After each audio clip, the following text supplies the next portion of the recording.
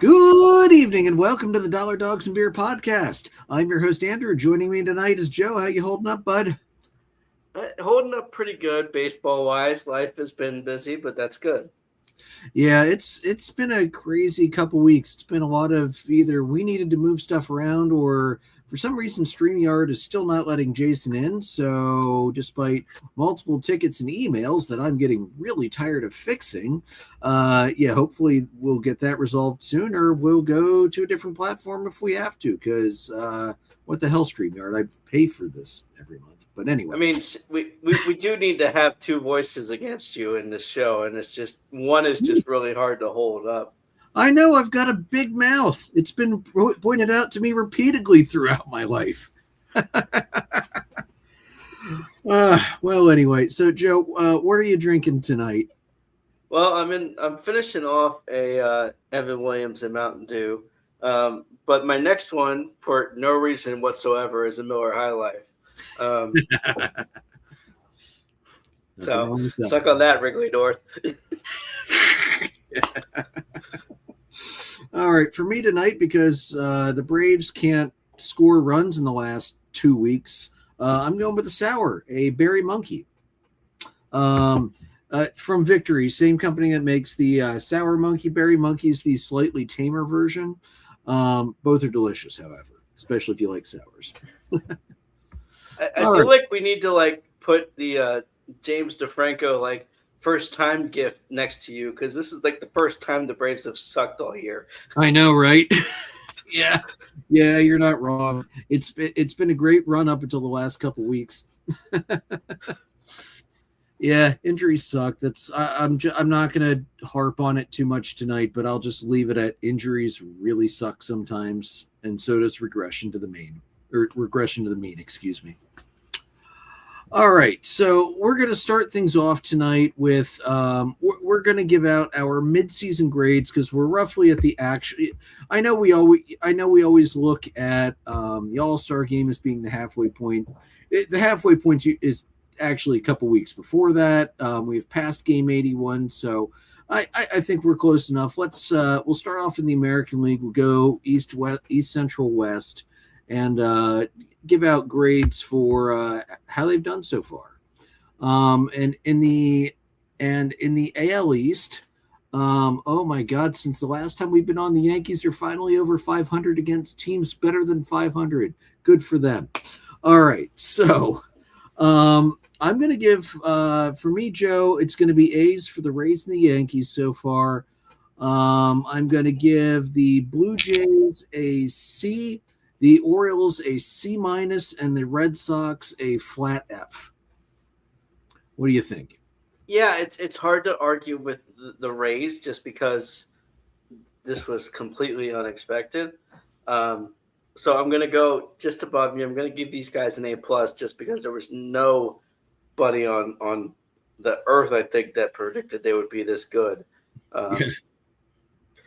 for the entire season, let alone half of it. So to me, that's an A+. The Yankees is, I'm going to say it's an A. I think the wild card in all of this is how long they can, can they continue to hold off without Aaron Judge in the lineup?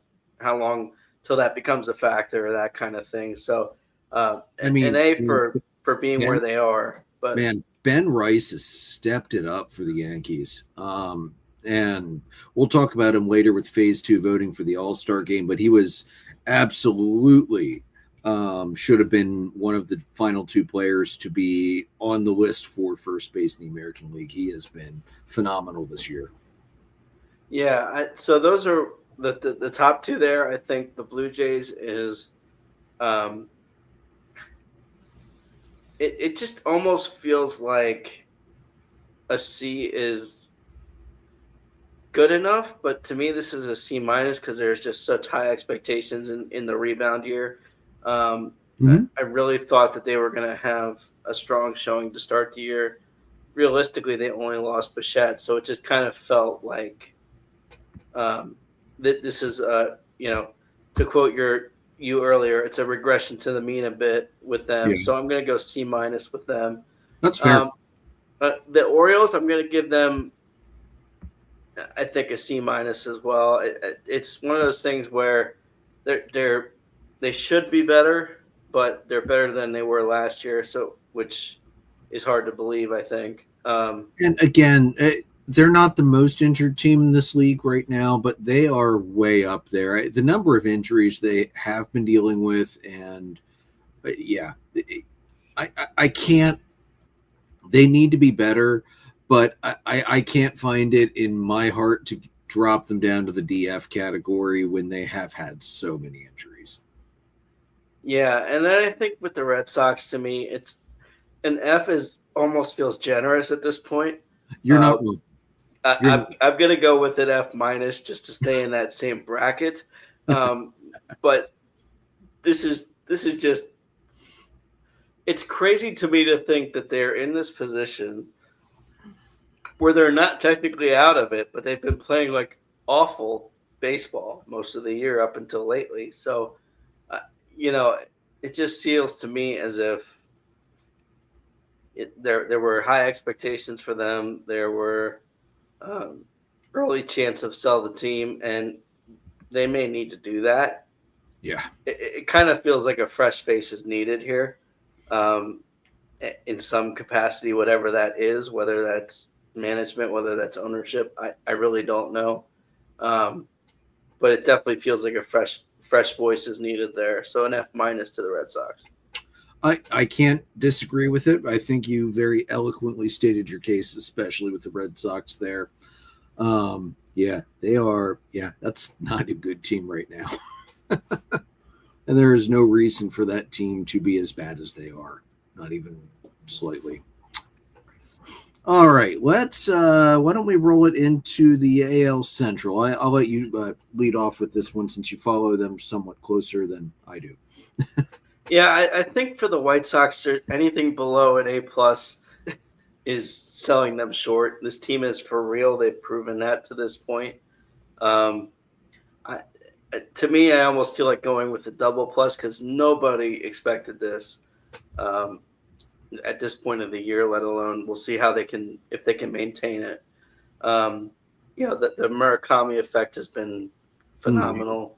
They've Yeah. gotten really good contributions from pretty much everybody when it comes to the offense, the pitching, all of that. So, really been an impressive and a sight for sore eyes. It really is much better for the city of Chicago when both teams are good. Oh yeah. And so this has been really fun. And so I think I'm going to give them an extra plus, an A plus plus for the White Sox, given where they're at and where they probably were expected to be at. Mm-hmm. I think the Guardians, I think you have to give them an A plus just based on the youth movement. Chase DeLauder has really shelled out this year for most of the year. And you were really not sure how they were going to handle not having, for sure, Class A and all that stuff. Obviously, they made the playoffs last year, so they showed they could handle it. But, a short sample size is a lot different than, a full start to finish kind of year looking at it. Agreed. So I think an A plus for where they're at now. The Twins, I think, is a B plus. It just feels like they have outperformed a bit, I think, given where a lot of people thought they might be. But it just seems to me as if they're a piece or two away from really taking over this division or really contending for this division. I know they're only 4.5 back, but this division just doesn't feel like 4.5 is a small number. If that's fair to say, I think to me it just makes sense in my head because we've had this division over by July every year outside of the last one or two for a long time. So I think that's where I'm at with them is it's sort of that B plus range. The Tigers, I think, is again. It just feels to me as if this is kind of Red Sox territory. It's an F minus because there were such high expectations and they have grossly underperformed those. So that just seems like the right fit there. And then I think with the Royals, it's an F minus too, because it just feels to me like another team that's underperformed, another team that has a lot of talent but just can't put it together. Um, and so that's where I stand on the AL Central. Yeah, by and large, I'm gonna agree with you. White Sox A plus 100%. This has been one hell of a turnaround to watch. And I agree with you. The data is in. I think we can definitely call them legit. Their away record at 16-25 does bother me a little bit. They're not great against teams over 500, but you know what? They're getting it done. Their expected win loss is right in line with where they are. So yeah, I'm going to give them an A plus, especially after the last couple of years, seeing where they came from to where they're at now. Hard not to. The Guardians, I'm going to go A minus because really this team is good enough. They should be farther away from everybody than they are, but they're not. And hey, you know what? That is what it is. But I can't quite go A plus for the Guardians right now. But certainly A minus. The Twins, I'm going to go B minus C plus. They should be more into this. I have a hard time buying that the franchise is going to make the right choices at the trade deadline that would get them back into this. We haven't seen very much history of them making what most people would consider smart deadline decisions the last couple of years. I think that's going to continue. And I just don't think they've got the chops to keep up with Cleveland and Chicago at this point. Detroit, I am going to give them an F. Actually, an F minus. You're right. They get an F minus. Not only did they completely mangle up the should we keep Skubal or trade him in the offseason, they've just been awful. They've been absolutely terrible. And I know not having Skubal doesn't help, but imagine that. Framber Valdez is not the savior. Who would have thought a highly volatile guy who can't keep his emotions under control and gets pissy anytime things aren't going his way? Imagine that. Prior history played forward again. At least he didn't hit his damn catcher this time. And the Royals, yeah, F minus. Why are the Royals this bad? They should not be this bad. They've got great young talent all across that lineup, and they've got good.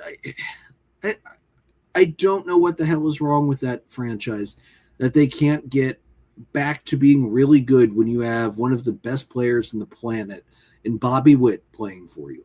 I just don't get it. Yeah, it's really hard to understand how they've been this bad.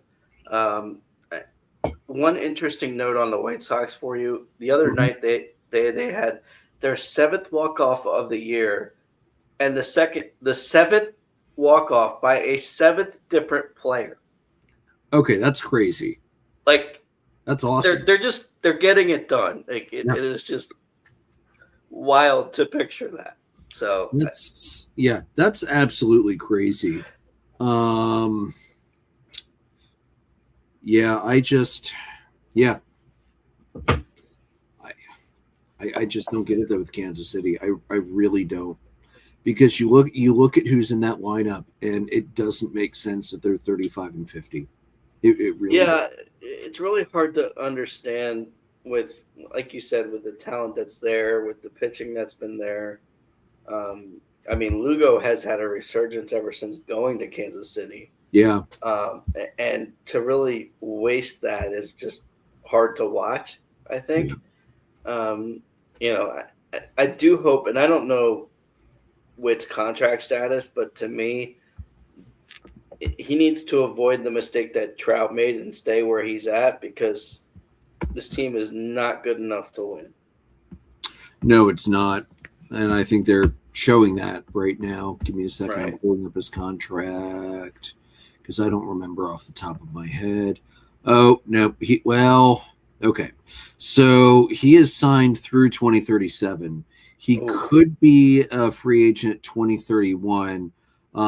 Starting in 2031, he has $35 million player options for 4 years, and then a $33 million team option, 28 for the last 2 years, so that's he can't be a free agent until he is at the earliest 31. So unfortunately, he did. Yeah, I mean, I really hope that the Royals make some investments around him. It really would be a shame to do what the Angels did and waste the talent that you have with a guy like that. I mean, I really think looking at that, since we're going to talk about the Angels shortly, but to me, it just seems like the fact that the Angels did not go anywhere when they had both Ohtani and Trout, is just, it makes no sense. Which I know is the whole point of baseball, but still, it makes no sense. Bad that you can't build a farm system to support those two. Yeah, right. And also, Bobby Witt also has a full no trade clause as well. So, yep. Who signed that contract? Jed Hoyer? My goodness. Yeah, I know, right? All right, let's roll out the AL West here. All right, so the Rangers started slow. They've picked it up though. They are, by virtue of winning percentage, a half a game ahead of the Mariners right now. The entirety of the AL West though is just not that great. So nobody is getting an A in my book. I'm going to give the Rangers and Mariners a B plus. I'm going to give the Athletics a B because remember, we're looking at preseason expectations versus now. What do we think? The Astros, because I hate them, I'm giving them a D.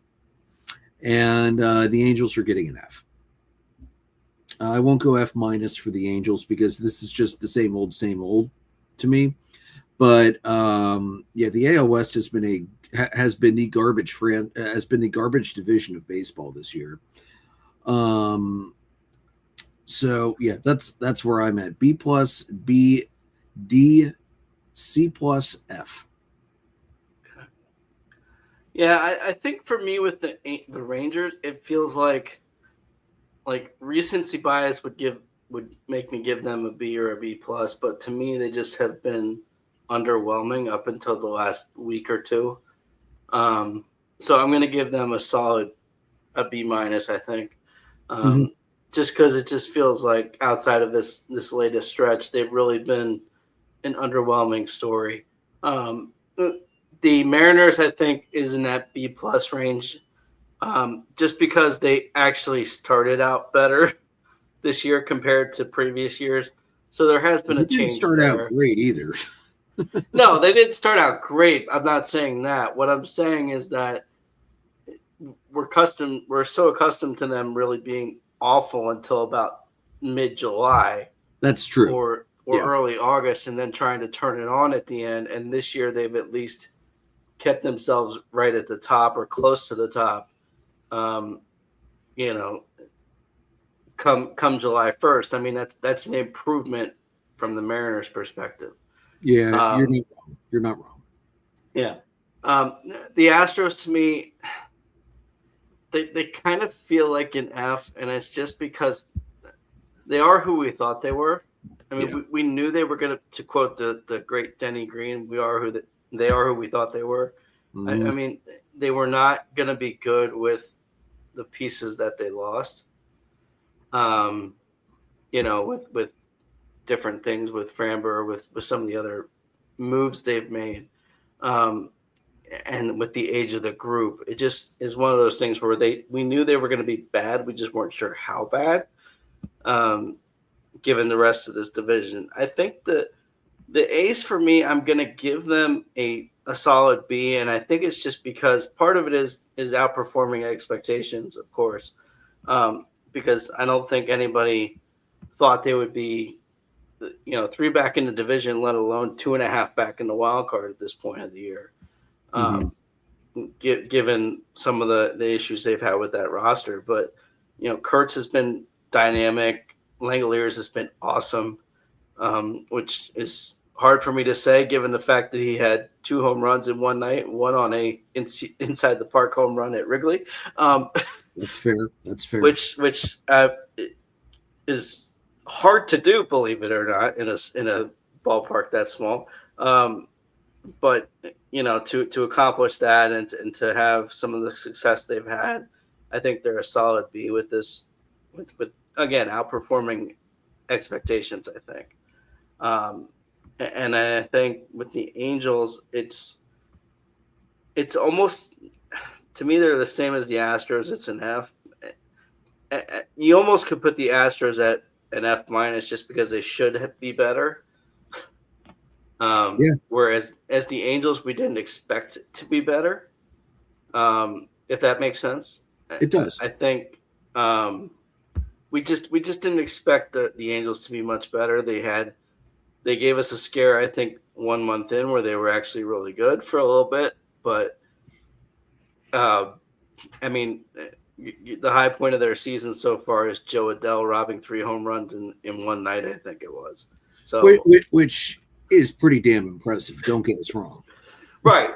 I'm not saying it's not. It just feels like if that's the highlight of your season, then it's a statement of where things are. And that's a really early season highlight too. Right. All right, let's get back to the better league and the league that we also follow much more closely. Let's head back over to the National League. The hardest part for me for doing the Braves is avoiding recency bias because recently the Braves have sucked straight up. But again, we've got to look at the season as a whole. And we have to, and we have to also consider preseason expectations versus reality. So Atlanta, I'm going to go A minus. No damn A plus. Absolutely not. Not the way they've been playing lately.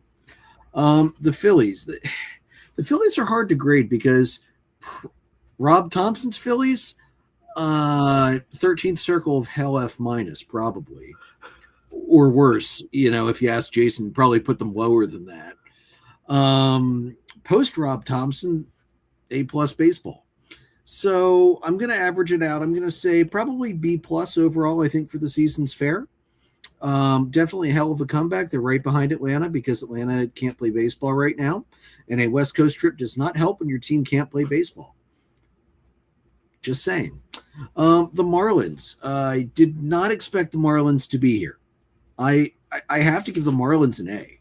Honestly, I expected them to be the worst team in the division this year, and they are notably not. And they're 5 games over 500 right now and in the wild card chase.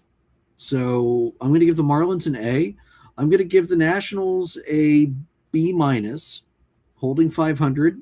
They are the scrappy team I thought they had the potential to be. I don't think they've got the staying power to maintain this for the whole year yet. Not without making some moves at the deadline. Definitely way better than preseason expectations, though, without a doubt. The Mets. I'm going to go about the 89th circle of hell, F minus, minus, minus, minus, minus. Because this is gleefully by far the worst Mets team I have ever seen in my life. And friend of the show, Todd, who has the misfortune of being a Mets fan, completely agrees with us in our discussions and thoughts of how the Mets season has gone so far. We were chatting about a week ago. He said, I hate this team. This Mets team is like if your mother divorced your father, then started dating an asshole with a robotic personality. And then you have the Phillies winning their last 3 games like they did, and their fans are on cloud 9. F this, 10 weeks until football starts. So from the mouth of a Mets fan, yeah, it's probably about the most appropriate grade I can give. I mean, the Mets are honestly, compared to expectations, the Mets are the worst team in the league this year by far. The Rockies, we knew they'd be bad. The Mets are only like 2 or 3 games ahead of the Rockies, I think, record-wise, from being at the bottom. They can't play defense at all, and we knew this, but they didn't improve it, not even with the players they shipped out. They can't play offense, and they have no pitching. Yeah, for a team whose payroll is as high as the Mets is, and this is what you're getting, yeah, you enjoy that Juan Soto deal because he should be your DH because he's about as good in left field as Kyle Schwarber at this point. What do you think, Joe? Yeah, I mean, first off, when you said Todd was a friend of the show and has the misfortune of something, I thought you were going to say he has the misfortune of being your friend. But Jason knows him better than me, to be fair. all jokes aside, what I'll say is I do want to read Jason's grade on the Phillies. That's the team that he gave us a grade on. Phillies are officially an A- for him, an insane turnaround, the best team in baseball record-wise since Mattingly took over. A- because there's still question marks for the back of the rotation, and anybody in the bullpen not named Duran. He's not wrong about that. That bullpen is not what I would call a reliable group of pitchers outside of Duran. Right. The other point with that is that the Phils have shaved 9 games off that Braves division lead, as you so alluded to earlier. Yeah. They're the first team in history to go from 10 under to 10 over before July 1st. And they're the first team to have 3 straight go-ahead homers in the 9th inning this past week. 2 of those with 2 outs and 2 strikes on the final batter, which even as a impartial observer, that's just wild. Yeah, it is. Yeah, that's one of those. This is why we love baseball moments. Right. So I did want to give Jason's grade in the record before I go on. Yeah, I don't disagree with him either. That's why I said B+, A-. I'm going to go B+, but yeah. Right. To me, I think the Braves. I'm going to give them an A, partially because I just was not sure the offense was going to dig out of what it dealt with last year. And early on in the season, they were abysmal offensively, and they were still finding a way to win games, particularly Riley. To me, it's an A for being able to maneuver that, to being able to maneuver all the pitching injuries that they've dealt with. The depth there was challenged pretty much almost immediately. So to me, to be able to weather that storm and be where they are, to me is deserving of an A. I think that A- is probably fair for the Phillies just because, I'm really surprised that we didn't get the Thompson move just a little earlier.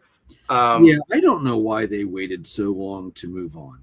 I would have done it if I were in charge of the Phillies.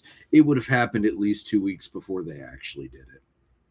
Right, and so I think an A- given where they're at makes a lot of sense to me. Mm-hmm. To me, the Marlins, I think I agree with you, as an A because nobody expected this to happen except for Cub fans who are, regretting the fact that Owen Casey and Matt Mervis are no longer in Chicago. Because Casey for sure has been a big contributor here with the Marlins' success. So an A for them. The Nationals, I'm going to say a B- just because thinking back to last year, just think what they'd be doing if Mackenzie Gore was still in their rotation. Yeah. I mean, to be 500 at this point, 2.5 out of the wild card. If you had Mackenzie Gore, you'd be probably above the Marlins, maybe above the Phillies. Yeah, and the crazy thing is, that Washington team can freaking bat. They've got great offense, 452 runs. Problem is they can't stop any runs. Yeah, their pitching is moderately horrific right now, but if I'm not mistaken, isn't that they're tied with the Dodgers for the most runs scored in the National League right now? Yeah. Problem is, they've also given up 450 runs, whereas the Dodgers have given up 295. Right. So, yeah, to me, it's one of those things where it just feels like if you had Mackenzie Gore in this situation, you'd be in the easily third, if not second, in this division right now with the way everything else is shaped out. also, one other crazy stat about the Nationals: they are 17-25 at home, but 26-18 on the road. I got nothing. Yeah, there's not a whole lot else to say there. Sometimes it's just bizarre to have that sort of success away from home. Baseball is baseball. Yeah, to quote the great Jason Stark, baseball. That's all I'll say.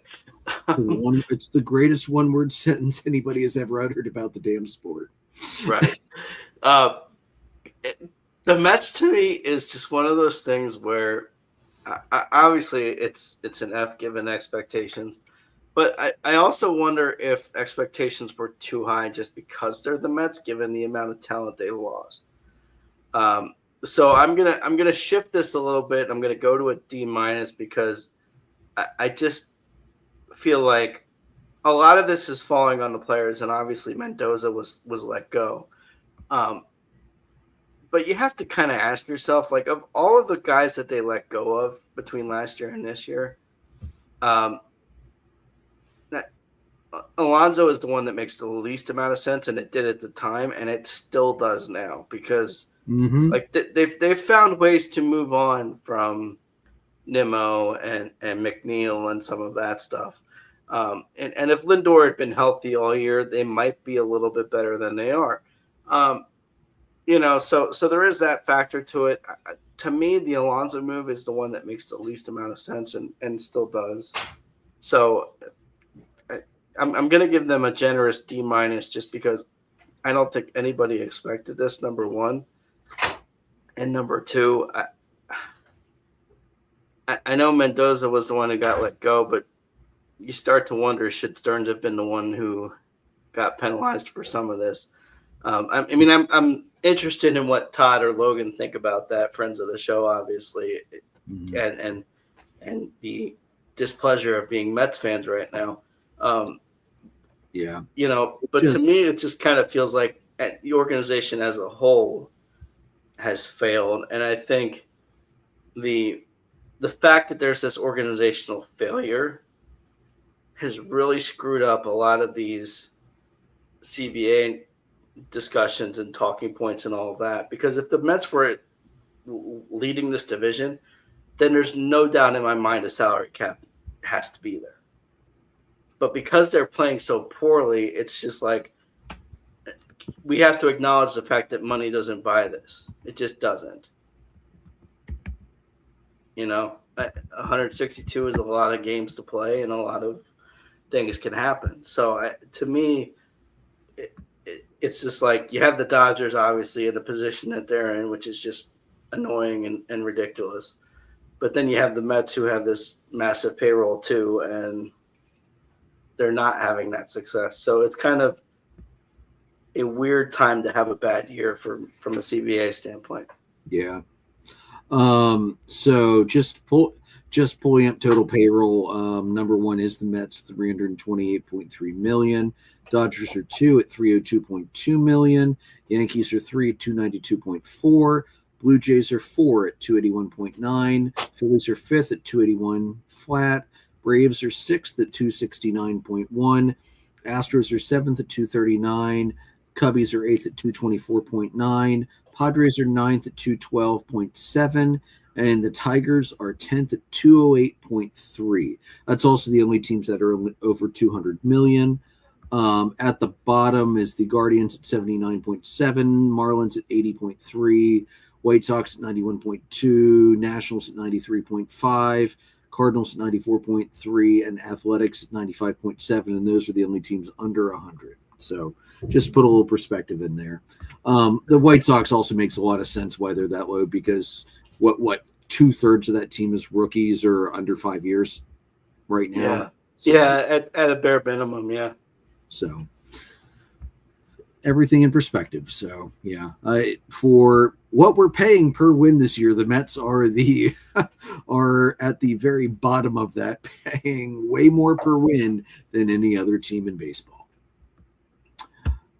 Wow, they are, yeah, pretty terrible. Anyway, so moving on, let's hit the Central. Joe, take the lead here, bud. What are you thinking?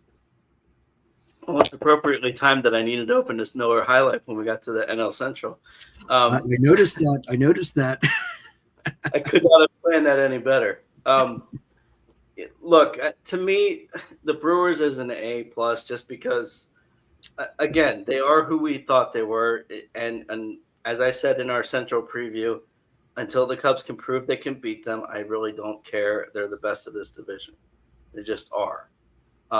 What Murphy's able to do from a managing standpoint and get the most out of these guys, having going without prime Woodruff and all of that, because I mean they're getting Woodruff, but they're not getting pre Tommy John Woodruff out of him right now. Right. But to get what they're getting out of Priester, to get what they're getting out of other guys on the staff, and obviously Mizorowski is just ridiculous. Mizorowski is nuts, and thank God that was one of the few games in the last couple weeks the Braves didn't perform absolutely terribly. Yeah, so to me they're an obvious A plus just with the amount of things they're able to get out of the talent they have. They have a lower payroll, but they're able to make this happen, which is just proof that they're a phenomenally run organization, and they're a better run organization than the Cubs, whether I am happy to say that or not. I think it's a reality we have to accept. So I mean, to have the talent they have, Terang has been excellent in the infield. Yelich has been having a bit of a bounce back from previous fall offs. So to me they're an A plus just because you're still the cream of the crop, and that's the way this goes. The Cubs to me is obviously a complicated answer. Yeah. To me, I can't ignore, outside of the fact that they're 8-2 in the last 10. I can't ignore the fact that they have grossly underperformed a lot of the year. They're finally starting to figure it out offensively. At least a lot of them are. I mean, Dansby had 11 RBIs against the Mets last week in one day over two games. So Dansby is starting to finally figure some things out. But to me, it's I can't tell which team I'm going to get on any given night. The best example for me is Clark Kent or Superman. Like I just don't know which team is coming out on the field. Anytime I look at this team, watching them or just keeping track of the scores. So to me, the Cubs are a underperforming team, and I would give them probably a C, just because I feel like they underperformed expectations. And expectations for this club are clearly in the B plus A minus range. And to me, they've just not performed up to that. So I'm probably going to be the harshest grader of the group, but to me, it's a C just because of the expectation and the quality of the players they have, and the underperformance there. The Cardinals to me are a minus, and a lot of this stems from a couple of things. Obviously, they're in the playoffs if the playoffs started tomorrow, which is great given the outperforming of expectations they've had this year. I think Zach would agree with that. I think when your general manager basically says we're not worried about winning this year before the season starts, and you're having this kind of year, there is something to be said. Like I said back in our Central previews, like there's something to be said for the Cardinal way. And right now, with the way that Walker's performing, with the way Weatherhole's performing as a rookie, like there is just a outperforming of expectations. Obviously, organizationally, and fans probably had even lower expectations than we did. Um, so to me, they're an A, just or I think I said A minus at the beginning of this Mhm. sort of spiel. They're A minus to me just because they've outperformed expectations to such a level that it's the sport. I made this reference with the White Sox. The sport is better when the White Sox and the Cubs are both good. Both good. The sport is better, and the NL Central is better when the Cardinals, the Cubs, and the Brewers are this good as a group.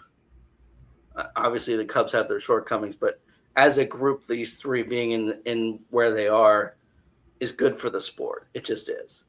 The Pirates to me are I'm gonna say they're a C just because I feel we knew they'd be good, but we knew they had some holes, and I think to be in a position they are where they're treading water, at least in the wild card, to me that's a good thing. The red to me is I'm gonna say it's a D plus just because we had high expectations of them, and a lot of that is the Francona factor. Um, but to me, I don't think they were quite ready to make a huge leap. So I'm gonna give them that grade for that reason. Okay. All right. I agree with a lot of your grades. The Brewers, A plus.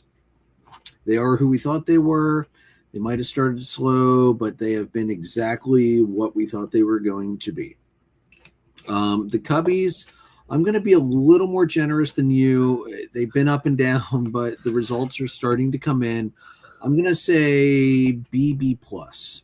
I have them like an 86%, like right under that B plus threshold, but like an 86.5, where if you have a nice teacher, it's an 87. If you have most of our teachers at Warwick, it's an 86.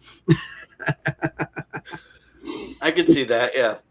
The Cardinals, I went back and forth on this one a couple times, but I think I'm going to go B plus. I'm not quite ready to propel them up to the A range. There's still a lot of questions I have about them, but I also completely agree with your point that when the Brewers, the Cubs, and the Cardinals are playing well, the NL Central is cranking nicely, and it's better for baseball. And it's good to see them outperform. Can we just give a quick shout out to Mr. Walker? Holy crap, buddy! Um, Zach said it the best. This is a make it or break it year, and he is doing everything in his power to make it, and it's great to see because he's a really talented player, and I love to see him playing well. The Pirates, I am going to go B minus because I truly did not have great expectations for them, even with Paul Skeens. So the fact that they're hovering around 500 and within shooting distance of the wild card, better than I was expecting, honestly. So B minus there. The Reds, I am going to give them a D minus. They are not going to get one of the dreaded Fs, but that's a scrappy team that should be playing a hell of a lot better than they are, and I'm really disappointed. They're getting the fatherly disappointed treatment from me.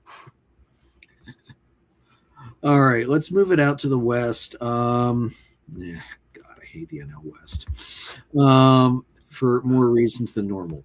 Okay, the Dodgers, fine, A minus.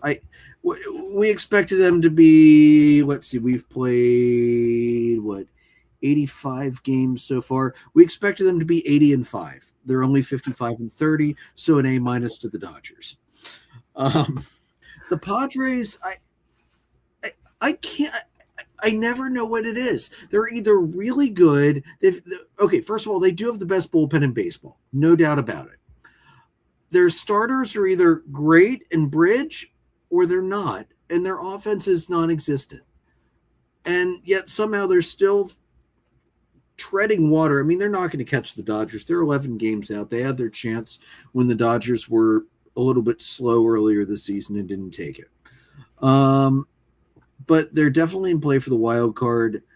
But I had higher expectations for the Padres, honestly. I'm going to go C plus. The Diamondbacks are holding at 500 with a horrible run differential at minus 30. I think they have been lucky as hell to get to this point. I don't know if they've got enough or if they're willing to make the trades to get enough to get some good pushing going for a playoff run at the wild card, but they're good enough that I will give them a B minus. The Giants have been terrible. Unless they play Atlanta, they've been terrible. I hate to say it, Joe, but maybe hiring a college coach was just not a good idea. And I like the guy. I like the idea. I like promoting college coaches up, but this has not been a good start to the year for the Giants in the slightest. I do like the youth movement in the catchers. So the Giants are getting an F, and the Rockies. This is what I expected. Like 33 and 52 at a minus 92. Honestly, kind of what I expected. This team isn't good. They're not going to be good. They have the potential to score runs because they play in the most home field friendly park baseball has ever seen. And because of that, it also means the opposing team also hits very well up there, hence the 486 runs allowed, which is frightening. F plus, because they're more on line of where I thought they'd be, which is still terrible, but the Giants are worse of the two teams, at least versus expectations. So F minus Giants, F plus for the Rockies. Okay. Yeah, I think for the Dodgers, it does sort of feel like a underperforming ball club, given their payroll and the players they have. Although I'm not the division sucks. Although I am not surprised that they're having some buyer's remorse about Kyle Tucker because, first time, yeah, I don't think so. I know you're heartbroken about that one, aren't you? I don't miss that. I don't miss him at all. I really don't. Look, to me, obviously, you still have to do enough to be where they are in this division, and part of the fact is this division is just so bad. So I'm gonna go B plus just because we expected them to maybe not be 80-5, but in a division that has been god awful to only be up 11 games feels like underachieving. Yeah, I agree. Honestly. So I'm gonna go B plus for the. They're plus 157. Like, yeah. Yeah, it just kind of feels to me like it sounds weird to say underachieving when you're leading a division by 11 games, but the rest of that division is awful. Yeah. And there needs to be something said for the fact that they've underperformed the rest of that division being awful. Yeah. To me, the Padres is one of those things where I'm just like, I almost want to go C minus D plus just because they should be better than this. They really should. Yeah. To have, Tatis go 2.5 months, I think, almost before he had a homer. To have the rest of that offense not performing well, outside of Arise probably because Arise is a freak of nature. Yeah. So having everybody else underperform in that lineup, to me is worth a D plus just because you have the best bullpen in the sport. And it's not even close, and it's not even funny how good that is. There's really no debate about that. Like it's just you have the best bullpen in the sport, and you're not putting your team in a position to. And I'm not like obviously this division is over, barring a collapse. But to me, if they were performing just a little bit better offensively, this lead is cut in half with the bullpen they have. So that's why I'm going a bit harsher on the Padres, more in that C minus D plus range, just because we expected more out of them. Joe Arias plays for the Giants, by the way. Oh, I forgot. My bad. Just want to let He you know. he switched teams. My bad. I apologize. No, you're all good. Which further proves the point that the rest of the offense sucks. Joe, do you take a guess? What's the team batting average for the Padres? I'm gonna go with. I'm just gonna take a shot in the dark. 218. Wow, you were damn close. 222. Oh, come on. Manny Machado, known unfriend of the show, is at .186. Yeah, he's under the Mendoza line. At least Austin Riley is playing better than Manny Machado at third base. And to be fair, the bar is pretty low there. Yeah, I mean, Riley's only at like 206, so it's not that much better, but at least he's above the damn Mendoza line. Right. To me, with the Diamondbacks, what's really hard to read, I think, is you almost thought they'd be a little bit better than this. I'm just going to, since they're 500, I'm going to give them a C just because it just feels like they could be better, but having, going without Carroll for a while there at the beginning of the year with the hamate and all that stuff is hard to overcome when you're probably your best hitter outside of that is Ketel Marte, or your most consistent hitter at least. So there's a lot of concern there. The Giants, to me, I'm going to give them a little bit of grace. I'm going to give them a D. And part of that, there's two reasons for that. One is I want to give Vitello a chance to have a complete offseason next year and see kind of how they develop, see kind of how they do with trades at the deadline and what guys they get rid of and bring up throughout the rest of the year. And there's something to be said for a culture there with Vitello and with Posey making some moves here, at the deadline.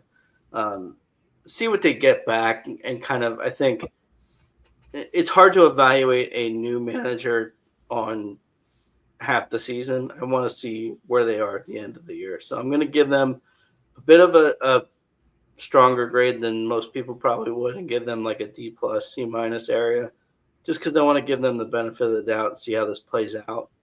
Yeah, that's very fair. Coaching wise. And when you beat the Cubs 18-3 on a Friday afternoon, like that's worth a few points itself. It's worth a letter grade at least.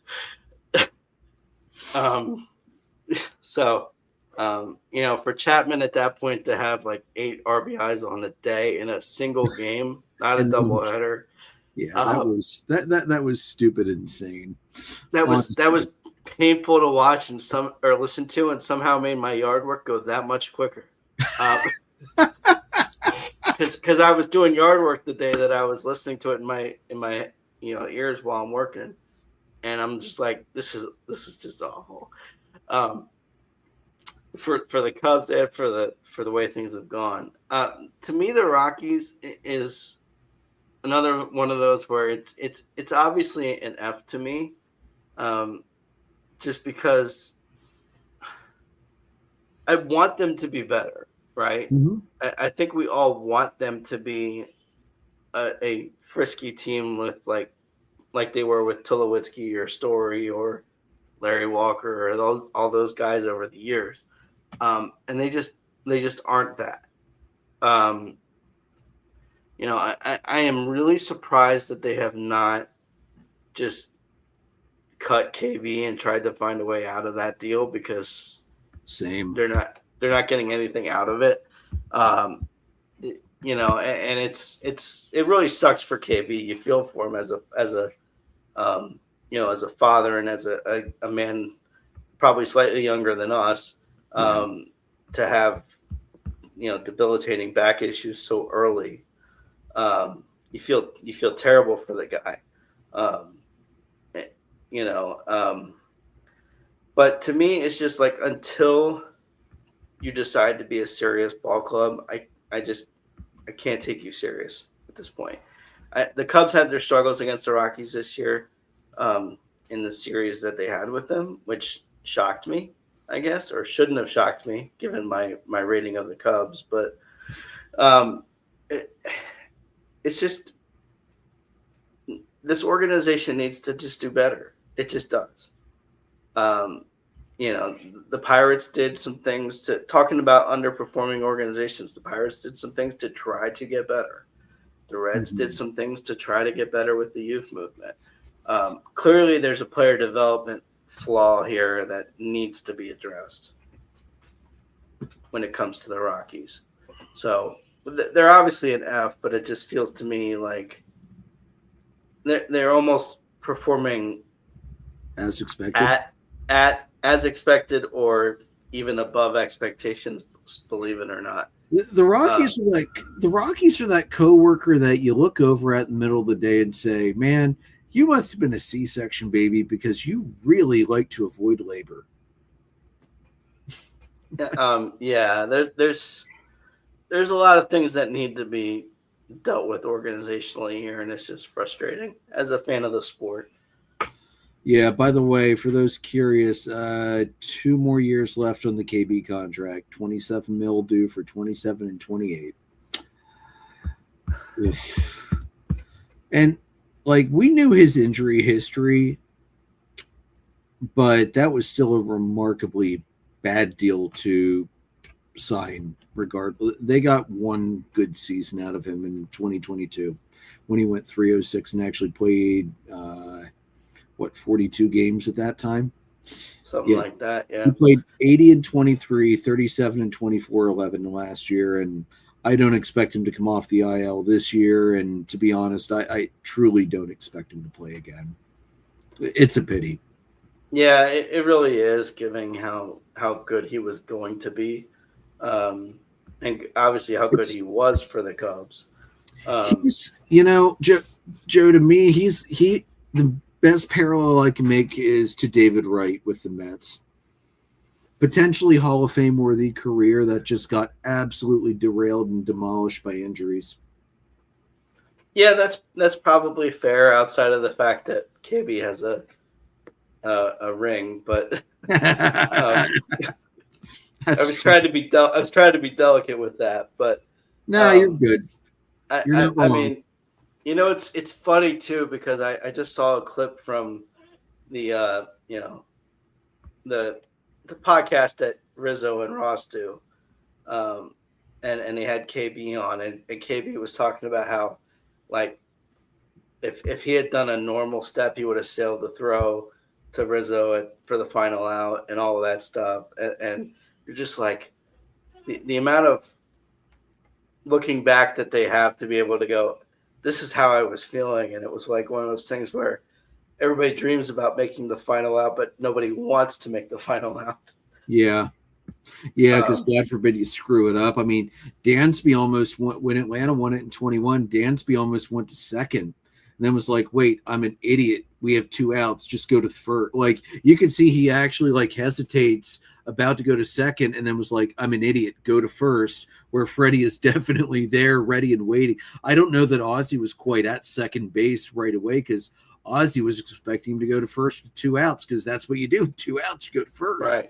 Right. So, yeah, Yeah, it really, as much of a downslide as KB had toward the end of his Cub career, obviously I'm grateful for the 2 of those guys, him and Rizzo, for the impact they had on the city, for the impact they had on Cub fans. There is something special about the fact that you get to see Rizzo in the front row or in the bleachers every so often on Cubs broadcast. There's something special about the fact that he's back in the fold and all of that. Doesn't Rizzo still randomly show up in Chicago bars during games to pay off everybody's tab? I don't know about that. I know there's a Rizzo's bar right outside of Wrigley Field. Amazing. I went there once. You have to. Yeah, I mean, I think with him, it's one of those things where he is just so beloved there now. Obviously, he was when he left, but Um, he was the one that, kind of like Alonso with the Mets this last year, is the one that made the least sense to get rid of and took the longest to replace. Yeah. Um, eh, and so there's a lot of that with it. Obviously, fans of the show know I have a real soft spot for Anthony. He's a big fan favorite for me. Mhm. So it's nice to have him back on, you know, in the bleachers and stuff like that for games when you see him on pictures and all that. So Yeah, agreed. All right, Joe, who's your AL Rookie of the Year so far? AL, I don't know. To me, it just seems like um, it's hard for me to consider Murakami a rookie. Um, It's going to be so when Murakami wins it, because I think he will. It's going to be like when Ichiro won Rookie of the Year, even though he very clearly wasn't a rookie. If they decide to go away from Murakami, I think they should look at his teammate Sam. I'm going to butcher this, Antonaki, the yeah, outfielder, because that dude can freaking rake, man. He's hitting 291. He's stolen 11 bags. There's a lot to like about that kid. yeah, he's been really special. Obviously, the whole team's been special, but he's been pretty special outside of Murakami from a rookie standpoint. Um, if if he can bounce back, um, I think Chase DeLauder, if he has a really great second half, should be considered from the Guardians. I think the first month and a half it was his to lose pretty much. Yeah, agreed. So if he can kind of get back to that first month or so ways, I think he'll be in a good contention for that. I do think that the rookies coming out of the AL Central, because those are the guys that have just been outperforming the rest of the league. Yeah, I agree. What about for NL? Um, I'll I'm not really sure who I would go with. I'm interested in what you have to say before I make it. I'm gonna go with TJ Rumfield out of Colorado, or excuse me, Rumfield out of Colorado. He's played. First of all, he's played basically the entire season so far. He's slashing 293, 371, 486 right now. 12 homers, which is second among rookies. 45 RBIs, and what's most impressive to me, um, he does have 48 strikeouts, but he has 32 walks. So the walk to strikeout ratio is pretty promising for a young guy. I know Sal Stewart has more home runs right now, but he's at 42 to 79. So, and especially playing in the Rocky Mountain High, as that's hard as a rookie. So, Rumfeld's my pick right now.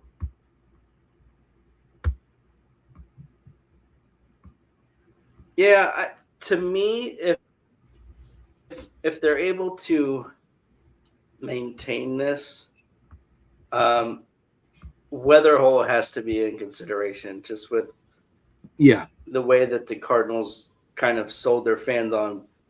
We're not trying. We don't care. To I start the mean, year. So to me, he's probably my favorite of those three. What's that? you mean suckered them into believing. Yeah, I'd say Weatherholt's my favorite of the three. Yeah, yeah. I don't Yeah, disagree. Weatherholt to me is the top of those three. All right. How about AL MVP? Um, that almost feels like a better fit for Murakami than Rookie of the Year, just because of how much of a difference he's made um, to his team. Um, I mean, he could take I both. think Nick Kurtz has he could. I don't think that's going to happen. They can't take away um, first in history stats from Otani. So yeah, to me Murakami is a good choice. I do think that um, there's a chance that Ben Rice can do that if he continues to have the year he's having and Judge is out for a considerable longer period of time. Mm-hmm. I, Yeah, I because do I do feel like it could come down to between Murakami and Montgomery from the White Sox and Ben Rice from the Yankees. Those are kind of the top three that I'm really paying attention to right now. yeah, I agree. Stat wise, it should be Yordan Alvarez, but who is having a hell of a season, and miraculously has been healthy so far. Hell if I know. I think Ben Rice should be the front runner right now for all the reasons you mentioned, keeping the Yankees going without Aaron Judge. Byron Buxton is another one that I would also toss out there as well. He's having a real resurgence this year. He's mostly stayed healthy. I know. Before we went on, I mentioned he's having some back twinges, but they're not expecting an IL. They're thinking just sit him for a couple days and he'll be fine. But yeah, I wouldn't be surprised if Murakami is in consideration for that though as well. Would not be slightly surprised by it. What do you think for NL? This is a bit harder, I feel like. But to me, you could make a case for James Wood from the Nationals. Yeah. I mean, right now he has 73 runs on 87 hits, 20 doubles, 21 homers, 51 RBIs, 64 walks, which is crazy. That's nuts. The strikeout number is a bit concerning because he's already got 124. Oof. But he's got 13 steals, which is impressive too. He's one of those where it would make a whole lot of sense if he got it, if the Nationals are continuing to play well. Mm-hmm. Walker's another one I think you have to consider. I think it's hard to pick an NL pick right now. There's so many guys that should be high consideration for it. I'd throw Matt Olson out there right now. He's having a really good year. We'll talk about Olson again in a little bit for some bullshit all-star voting. Just saying. Honestly, CJ Abrams as well from the Nationals. He's been doing great things as well. Yeah, I think NL is too wide open, and I'm not going to talk about Shohei Ohtani as an MVP choice because I'm not. Does he have the home runs? Sure. I know he pitches too. Great. Let's also look at all the other players who are also playing really well. I don't care if they're not two-way players. Well, when you look at home runs in particular, just because you mentioned it, Mm-hmm. I mean, he's 12 behind Schwarber. He is 2 behind Olson. He's 2 behind Harper, and he's 8 behind Hunter Walker. Right. He's 8 behind Hunter Goodman of the Rockies, who has no shot. So, to me, if I were picking today, I think the vote goes to Schwarber just because of Jason's adage of most valuable member to their team. Mm-hmm. And I think it's hard to argue the impact he's made this year. And I would use that same logic with Olson too, because Olson has been, no matter how bad the Braves have been playing or how good they've been playing, he's been the guy carrying the offense, not Acuna. Yeah, I'd say that's fair. So, all right. Do you have a pick for AL Cy Young? It feels to me as if this is Cam Schlitter's race to lose at this point with the Yankees. He's 8-4. His ERA is 2.08. But he's performed fairly well this year. He's only given up 31 runs all season. Only 24 of those are actually earned. The home run number is a bit concerning, but from an ERA and team win standpoint, he's probably the guy.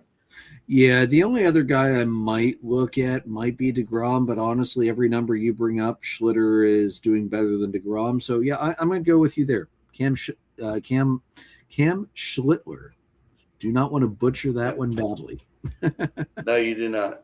Also, he's fun to watch too. He's really been very good this year. What are your thoughts in the NL? Um, Obviously, this is a bit of a hard one because I just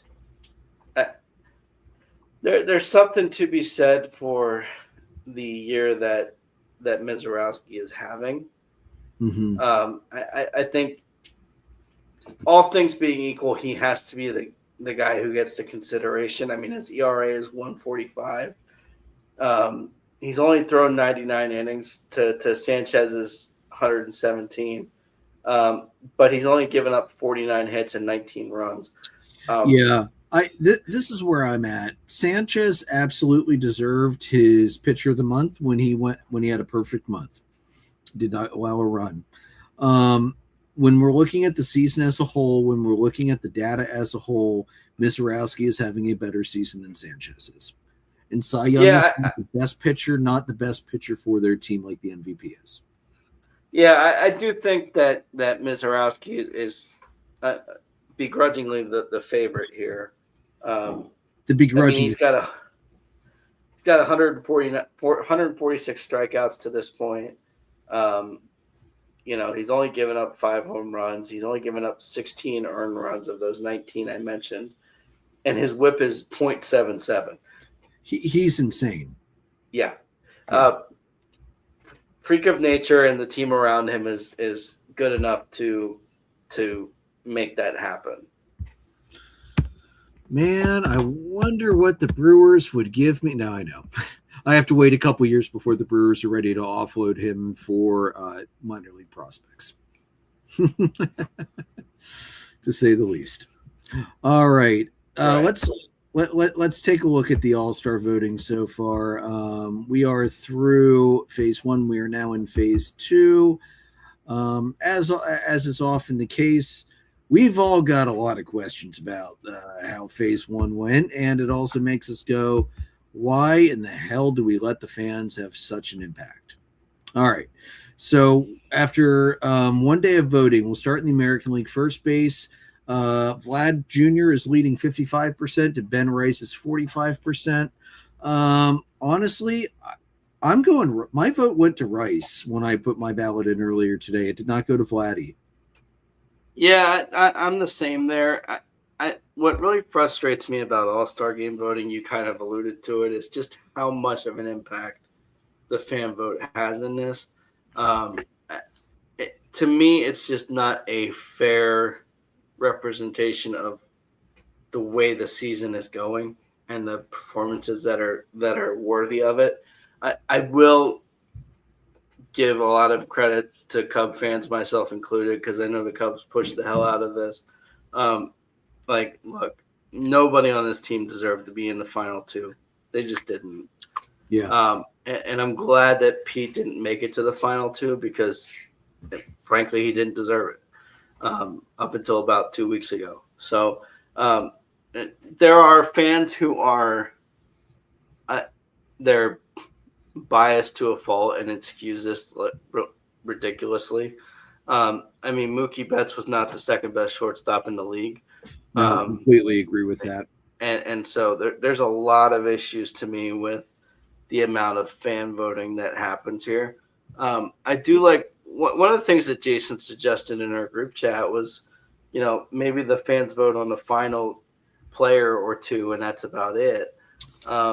Because this really needs to be a objective vote for the All-Star Game. It just does. Yeah, or my suggestion where the fan vote doesn't count as much, where it should be 50% players, 25% fans, 25% coaches and managers. Or yeah, that's cut the fans down to 10% and give a little more to the coaches and managers. I'm fine with that. Yeah, I think it's important to sort of skew this a little bit better. You mentioned the whole with Guerrero. You can't tell me that a guy with four homers and 34 RBIs is more deserving than a guy with 23 homers and 54 RBIs. Hey, take a guess how high the OPS advantage is for Rice over Guerrero. I'm looking at it right now, so okay. I'm not taking a guess. It's 230 points 21. better. That's it's gone up since games have started. Of course it has. Oh my god. Vladdy's OPS is 695 and Rice's is 929.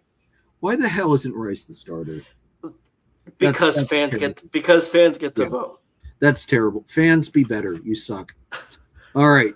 Why is this article out of position order? Okay, whatever. Shortstop, Bobby Witt's leading the way at 72%. Second was Andres Jimenez at 28%. I don't think Bobby Witt's going to lose this one. No, I mean, it's really hard to argue with just how good he is outside of the Royals being awful.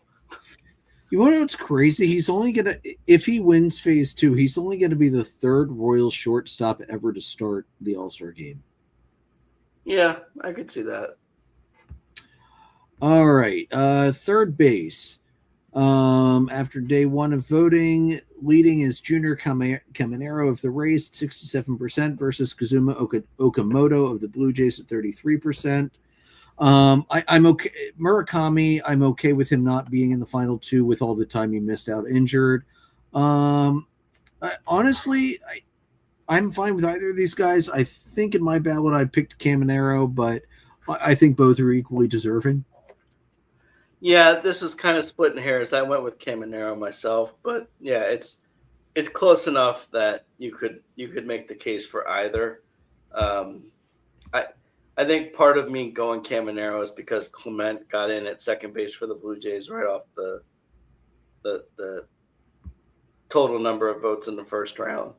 Yeah. Okay, that makes sense then. Yeah. All right. Let's see. Why is second base not on the AL side at all? I'll go back.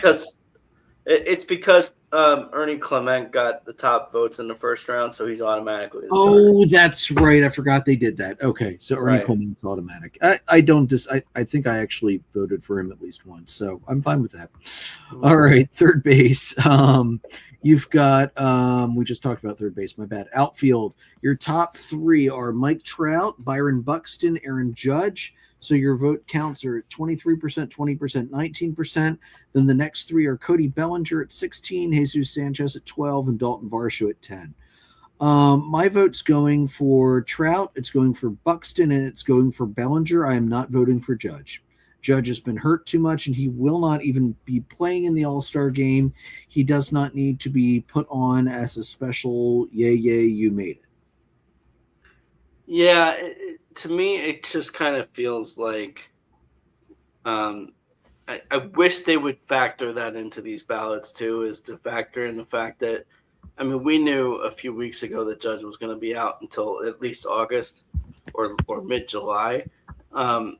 So I wish they would pull folks off the ballot who have no shot in playing. And I understand Trout's been hurt, but Trout got hurt on June 17th. Right. Judge has been hurt for significantly longer and will be out for longer. Right. So don't come at me with that. Yeah, I think that's fair. For me with the outfield, I had Bellinger, Buxton, and Sanchez. Okay.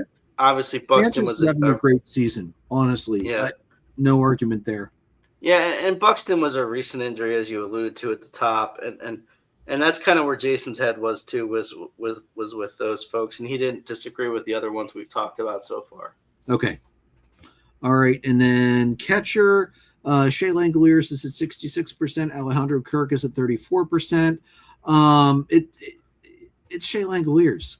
Yeah. Period, end of discussion.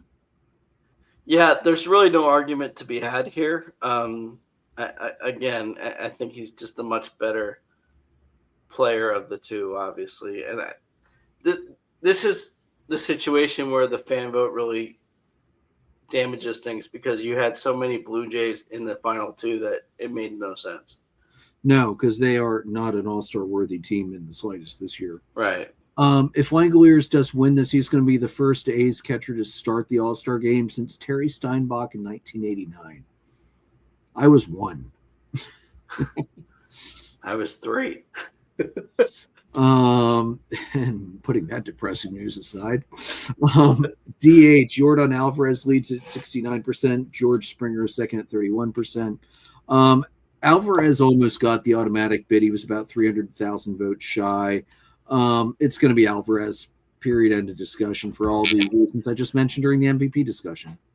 Yeah, it's really hard to argue with the fact that he's got an OPS of 1.031. Yeah. He should have been the automatic starter, but whatever. Yeah. All right, let's flip it over to the National League side. This is bullshit. So on first base, somehow Freddie is still leading 59 to 41%. This is nonsense. I love Freddie Freeman to death. We'll always love Freddie Freeman. But Matt Olson should be the damn starter. And Matt Olson is going to continue to get my vote to be the damn starter until this stupid game happens. Let's pull up the comparison for stats coming into tonight, Joe, to show how freaking absolutely ridiculous it is that Freddie Freeman is leading this. WAR on the season, Matt Olson 3.2 to 2.5. They've both played 82 games. Good job, Freddie. Freddie has 2 more plate appearances at 359 to 357. He has 2 more hits at 90 to 88. Olson's got 20 home runs to 13. He's got 52 RBIs to 46. Somehow they both stolen 2 bases. Apparently the catchers were sleeping on those plays, because I would not consider either of them fleet of foot. Freddie's got the average at 290 to 276.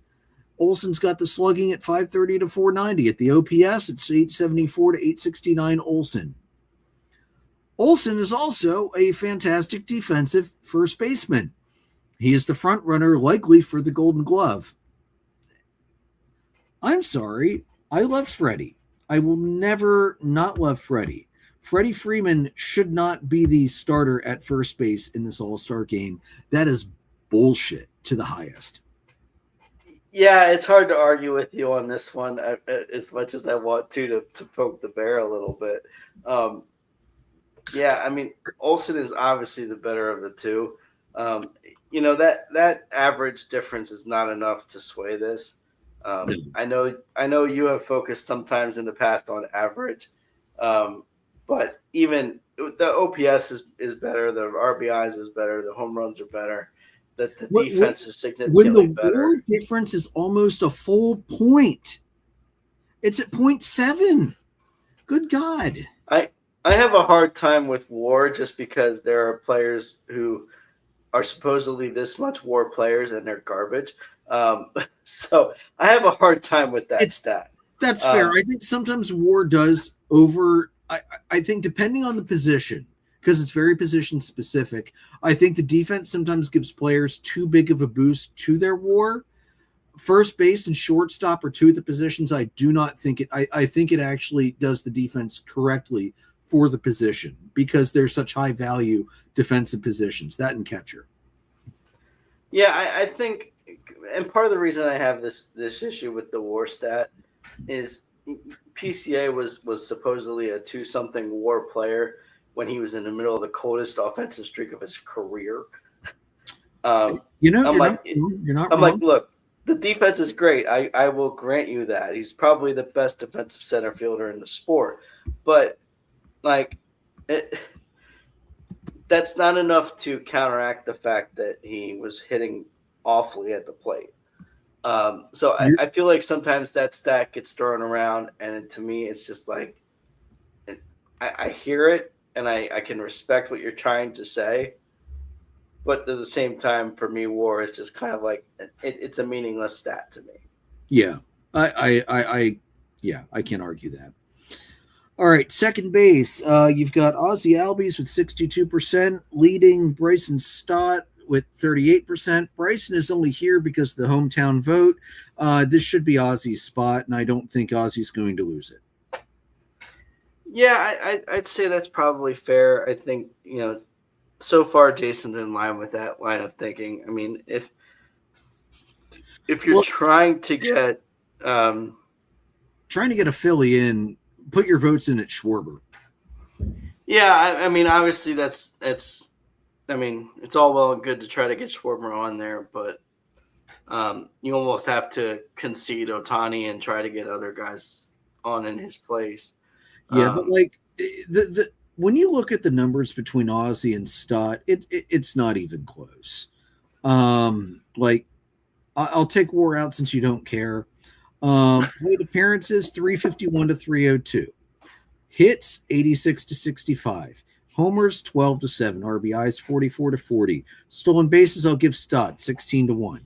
Average 274 to 236. Slugging 433 to 389. OPS 758 to 686.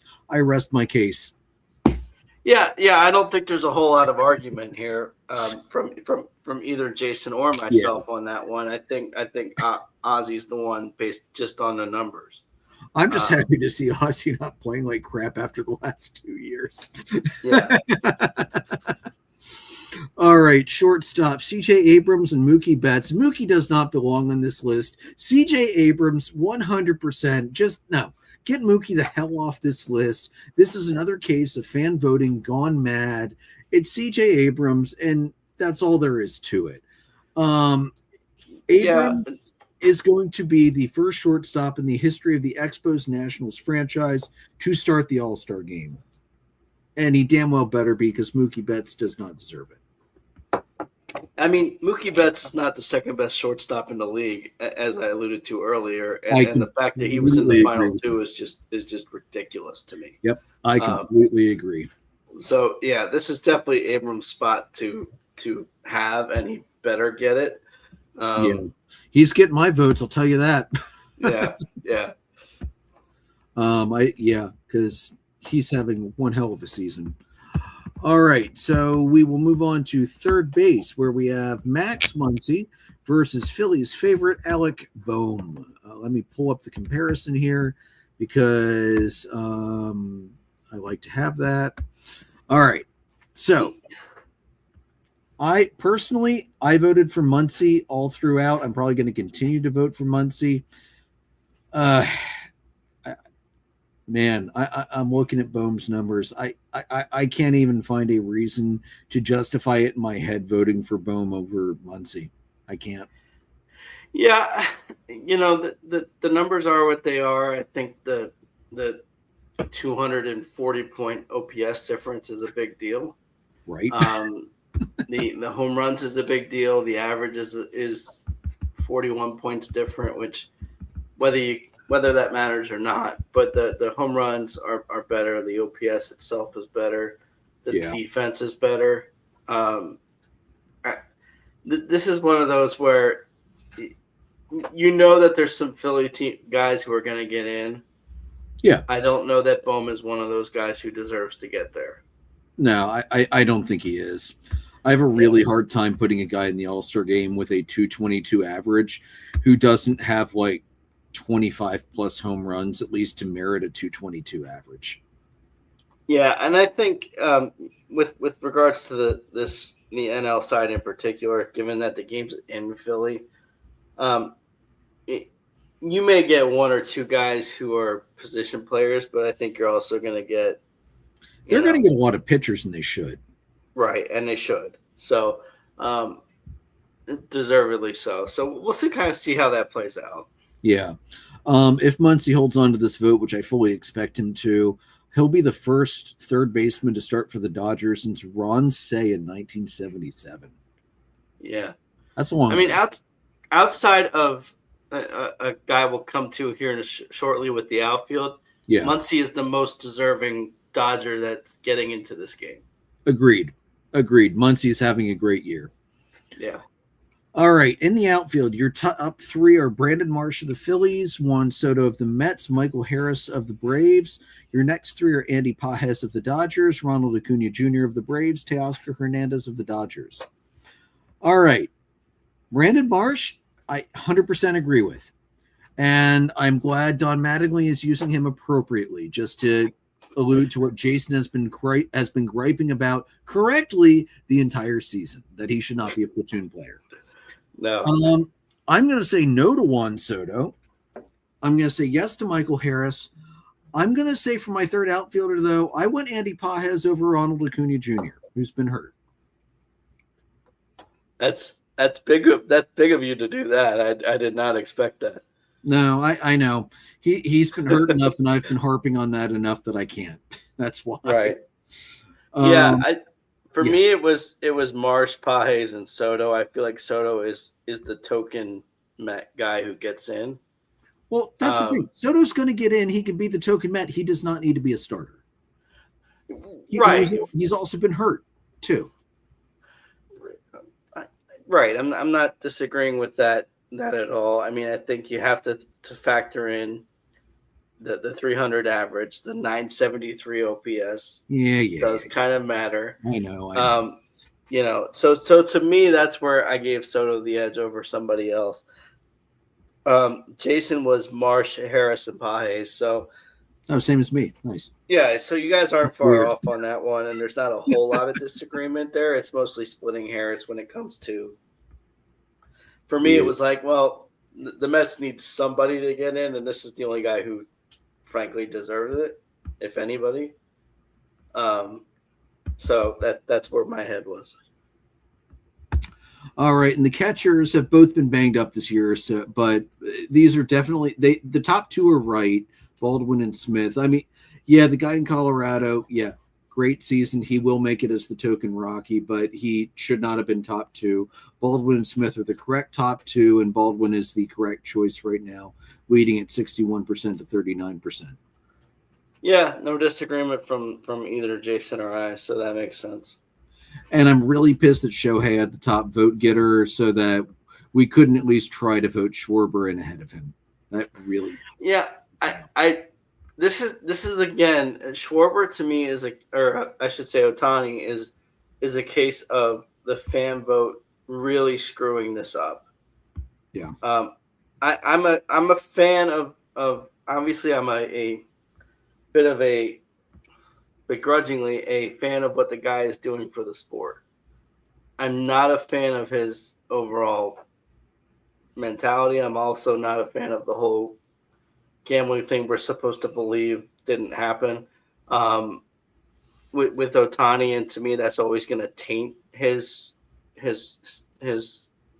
scores and stats and all that stuff. That's very fair. I'm just not willing to forgive something that's you're telling me to believe something that is ridiculous to believe. Yeah. So for me, the fan vote plus all the fan vote nonsense plus all the stuff, to me, Ohtani is of the Dodgers who we've voted for so far with Pages and Muncy. Ohtani is maybe even behind Freddie as far as deserving anything. I would completely agree with that. And so that's where I'm a little frustrated with just how much the fan vote affects this, along with the top two stuff. But Ohtani is not the best player in the National League, and it's not close. And Ohtani is a case where when you're comparing Schwarber and Ohtani, you can't look at WAR because he pitches too. Right. And pitching WAR is calculated completely differently from batting WAR. So I'm going to take the WAR comparison out, looking at the two. Games played, Schwarber 81 to 77. Plate appearances is Schwarber 361 to 359. Ohtani has 10 more hits, 87 to 77. Schwarber has 12 more home runs, 30 to 18. He has 5 more RBIs at 55 to 50. Ohtani leads stolen bases 6 to 2. That's so close. I'm not going to. That doesn't matter.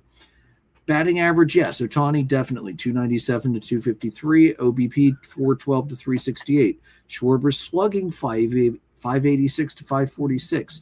The OPS where we add it all together is 400ths off. 958 for Ohtani, 954 for Schwarber. That is not a big enough difference in my mind that it should have been Ohtani who took it. And yes, the strikeouts will always be awful with Schwarber. No doubt about that. He is all or nothing. But I don't think that it should have been Ohtani. I don't think Ohtani's the better DH than Schwarber is. No, I think that's the fair argument. I think it's the right argument. And I think Ohtani is the argument against fan voting. along with the number of Blue Jays who were in the top 2. Yeah, that's there bad. there is a lot of issue there. I truthfully think that the fans shouldn't be involved until maybe the second round, at the earliest, because this first round should be players, writers, coaches, kind of objectively evaluating the sport. I much value Jeff Passan's opinion over some jackass Dodger fan. It's just he knows the game better than I do. You know, Sarah Lang's. I would value her opinion over the Blue Jay fan base. I just would. Buster only. Right. Any number of MLB beat writers I would value more over fans, and I would value even some of the team podcasts that are out there now. Maybe not affiliated with the team. I value their opinion a hell of a lot more than I value the team's opinion or the fans' opinion. No, I agree. This to me is just ridiculous. We have all these metrics to evaluate players, and the fans are the ones who get these top 2 in here. It makes no sense. No, it really doesn't. It's bad. All right, let's move it on to the top hitters and get this thing wrapped up for the night. My top hitter for the week, Joe, I am going to go with Luis Garcia of the Nationals. In 18 at bats, he slashed 556, 636, 1.5. Holy hell!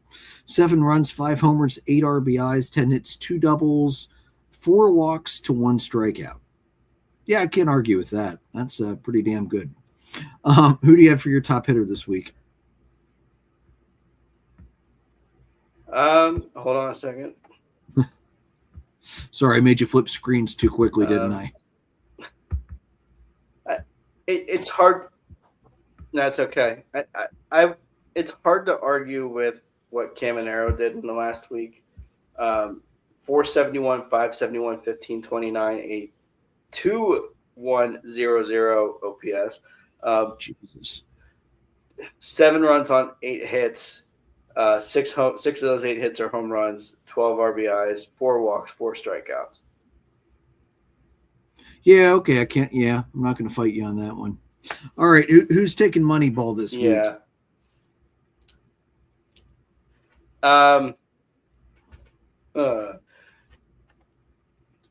I'm going to give this to Soto. To me, some of these numbers aren't going to look too great, but he was 294 batting average. He was 538 on base, 471 slug. His OPS of 1.009, which, again, compared to some of these other numbers, isn't awesome. But 9 walks and 1 strikeout. Yeah, Nothing I appreciate more than a guy who doesn't strike out and sees the ball as well as he does.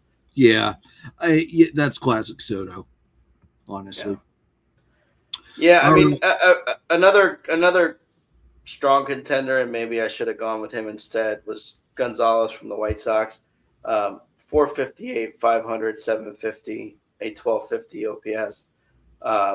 12 RBIs, 1 homer, 4 doubles, 11 hits total.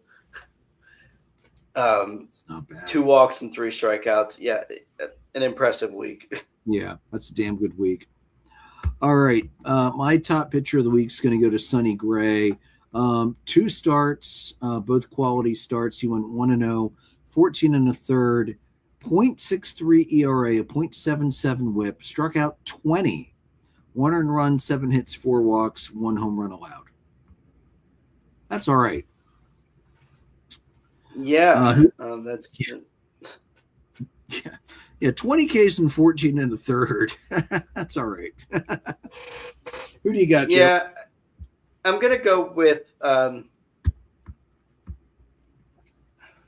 Cade Cavalli from the Nationals. That's not who you said, was it? No. You're good. I went Sonny Gray. So he had a 1-0 record on the week, a 1.38 ERA for the week. 13 innings, 6 hits, 3 runs, only 2 of those earned. and 20 strikeouts. All right. Yeah, that's awesome. Yeah, a whip of 0.54. Damn. Who's adulting reliever this week? Hold on. I forgot about some of these things we normally do. I just thought about the grades a lot more. Fault. That's my fault. That's okay. I'm going to give this to Tyler Alexander from the Rangers. We talked a bit about their recent success. He started a game, believe it or not, went 2 for 2 in save opportunities, made 4 appearances on the week. 4 innings total, 1 hit, no runs, no walks, and 5 strikeouts. A .25 whip, a .077 batting average against. Yeah, I can't argue with that. That's pretty damn good. I just realized I didn't do down on the farm, so we're going to go Max Anderson of the Toledo Mud Hens, AAA affiliate of the Tigers. Over the last week, he played in 6 games, 26 at-bats, 8 runs, 13 hits, 2 doubles, a triple, 2 homers, 6 RBIs, 1 walk to 3 strikeouts, a slash line of 500, 536, 885. Not too bad at all, if you ask me. And looking at the pitchers from the past week, if it would load, damn it. All right, we're going to go with Logan Allen. Milb, I don't know what it is with the Milb site, but it's terrible sometimes. We're going to go Logan Allen of the Columbus Clippers, AAA affiliate of the Guardians. He went 1-0 in his 2 starts, 11 2/3, 8 hits allowed, 1 walk to 18 strikeouts. A .77 whip, an ERA of 0, and an average against of .19. Not bad. No, not bad at all. Well, that's all I've got for this week. Joe, do you have anything else you wanted to bring up for this week, or did we rant and rave enough? I think we covered the league pretty extensively for the first time in a few weeks. It was good to be back together and touching on the sport and the state of it. And, we've got a nice week or two before the All-Star game, and then we can kind of really sprint forward toward the trade deadline. I'm really – one of the things with this extra wild card, just as a last kind of thing, is how many teams are still in it that we really shouldn't be in it, and we should really start hearing more about trade rumors, but we're just not there yet. Especially in that American League, man. That wild card is wide open. Yeah. All right, everybody. Audio recordings are available on Anchor, Spotify, Google Podcast, Apple Podcasts, pretty much anywhere you can find podcasts. We're live on YouTube as well as Facebook. Merch us at redbubble.com/people/DDAB-podcast. We are the easiest place to follow us is on Facebook at facebook.com/$dogsandbeer. We are presented by Dark Arrow Podcast LLC and sponsored by Baron Barbershop over in Mannheim. May your dogs always cost $1. May your beer always be cold. We will see you next week. Have a happy 4th of July.